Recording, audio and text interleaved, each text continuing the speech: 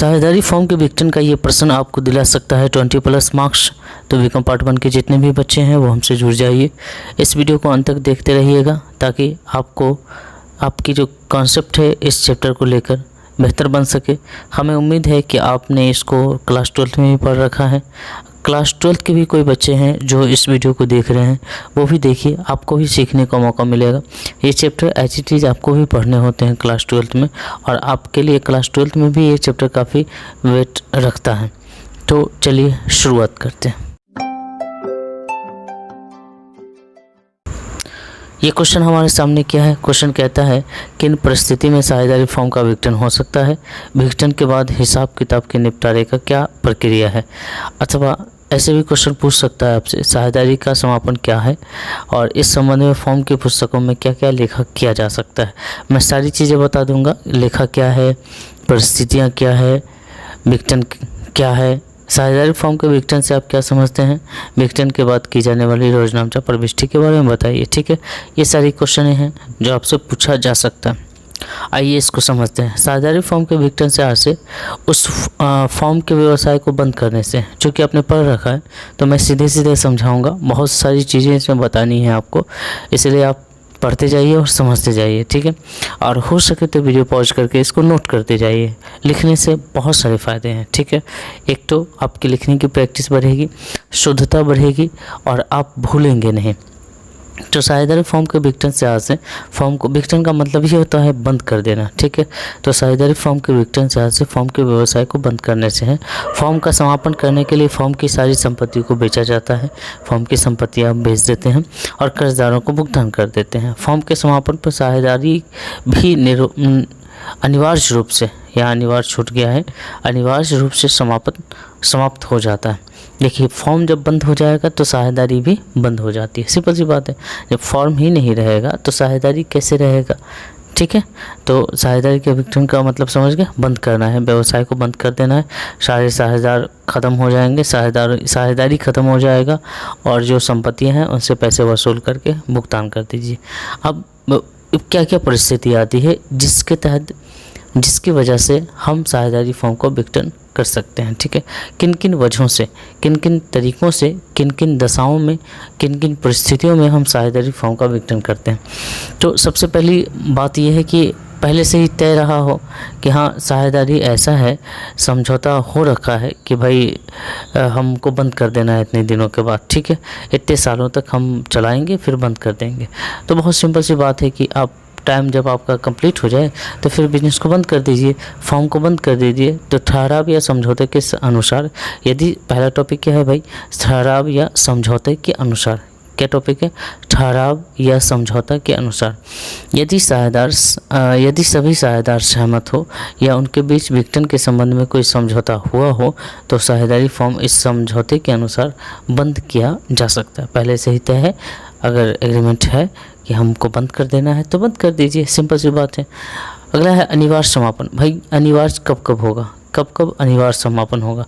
तो पहली बात तो ये है कि यदि एक साझेदार को छोड़कर, मतलब अगर किसी पार्टनरशिप में 10 साझेदार हैं, 9 के 9 दिवालिया घोषित हो जाए, इस हालात में आ जाए कि उनके पास अपना जो लायबिलिटी है वो चुकाने का भी हिम्मत, मतलब उतना भी न चुका पाए, तो फिर तो एक साझेदार क्या करेगा, बिजनेस को बंद कर देगा। अनिवार्य रूप से बिजनेस क्या हो जाएगी, बंद हो जाएगी। फिर ऐसी कोई घटना हो जाए जिसके बाद फॉर्म को चलाना नामुमकिन हो, जैसे किसी की मृत्यु हो जाए किसी साझेदार की, तो ऐसा स्थिति में, जब ऐसी स्थिति हो कि एक साझेदार को छोड़कर बाकी सभी साझेदार दिवालिया हो गए, तो फिर एक साझेदार क्या करेगा बैठ के। ठीक है, दूसरी बात यह है कि कोई ऐसी घटना हो जाए, ठीक है, तो और उसके बाद फॉर्म को चलाना नामुमकिन जैसा लग रहा हो तो फॉर्म को बंद कर देना चाहिए। Very simple.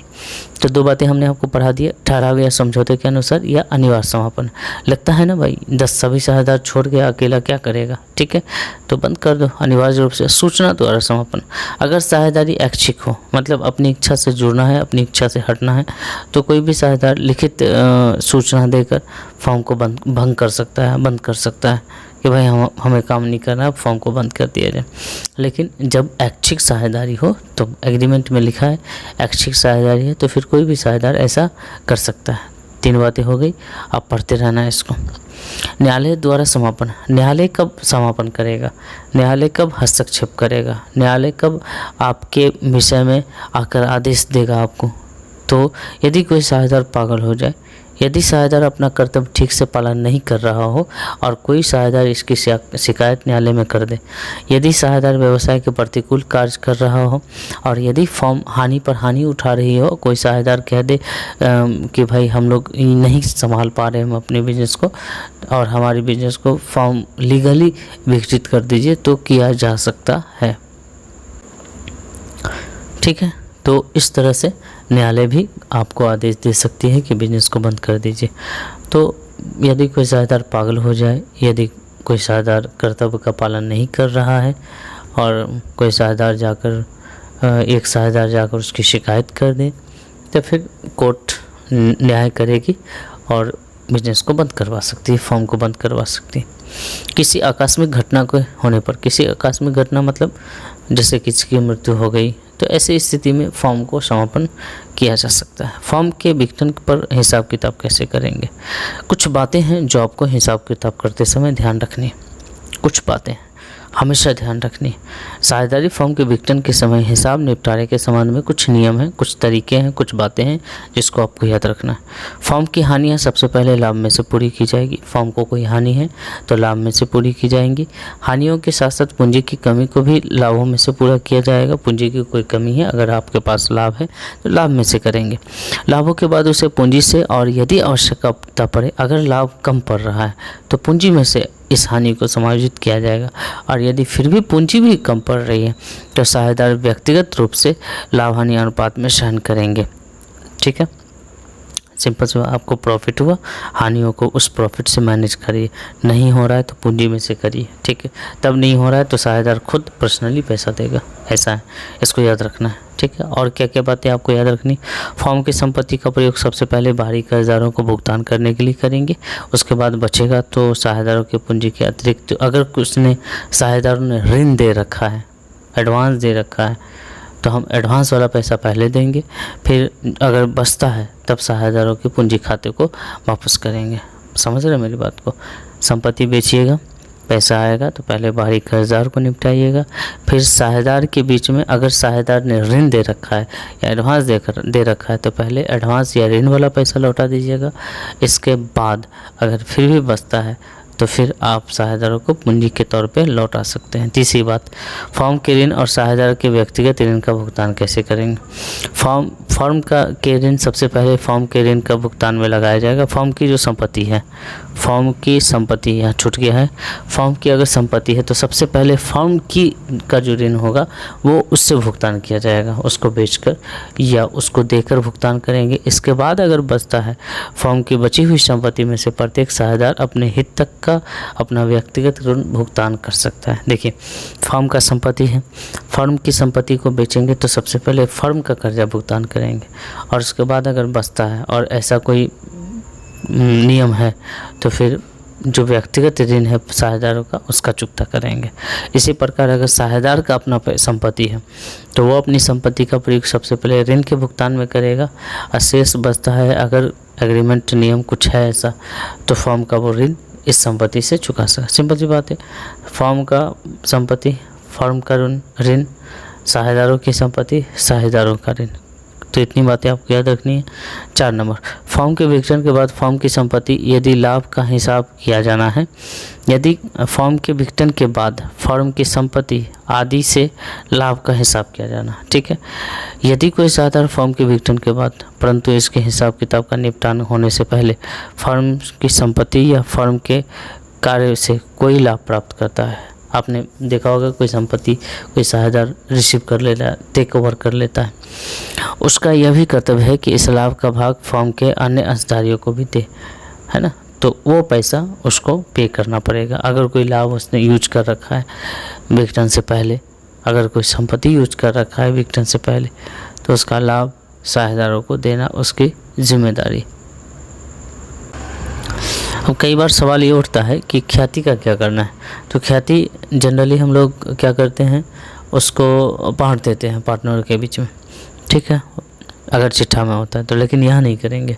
विघटन के समय ख्याति भी उसी तरीके से बिकेगी जिस तरीके से अब बाकी सारी संपत्तियाँ सेल होगी, ठीक है। तो ख्याति का लेखांकन उसी तरीके से आप रियलाइजेशन अकाउंट में ले जाएंगे, वसूली खाते में ले जाएंगे, जिस तरीके से बाकी संपत्तियाँ आप ले जाते हैं। तो इतनी सारी बातें आपको याद रखनी है, इतने सारे नियम याद रखने हैं जब आप विघटन करेंगे, ठीक है। अब जर्नल एंट्री क्या होता है, तो कुछ जर्नल एंट्री आपको ऐसे ही याद रखना है, ठीक है।